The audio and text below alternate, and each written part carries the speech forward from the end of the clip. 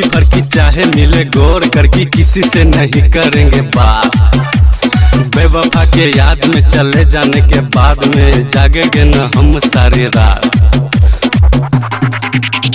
दूर करो लड़की फड़की चाहे मिले गोर करके किसी से नहीं करेंगे बात।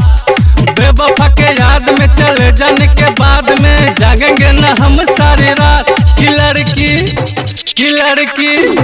कि लड़की से दिल न लगाएंगे, अकेले जिंदगी बिताएंगे। किसी लड़की से दिल न लगाएंगे, अकेले जिंदगी बिताएंगे।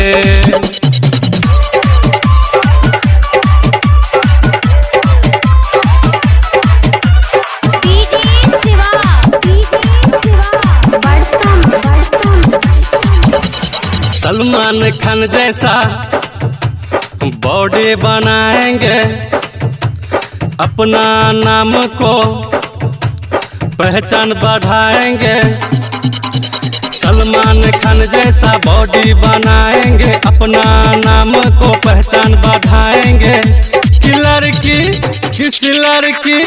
किसी लड़की से दिल न लगाएंगे, अकेले जिंदगी बिताएंगे। किसी लड़की से दिल न लगाएंगे, अकेले जिंदगी बिताएंगे।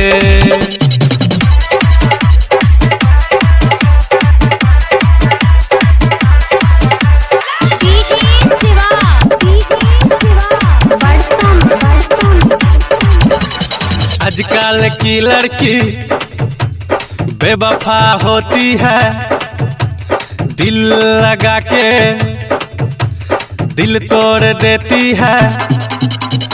आजकल की लड़की बेवफा होती है, दिल लगा के दिल तोड़ देती है।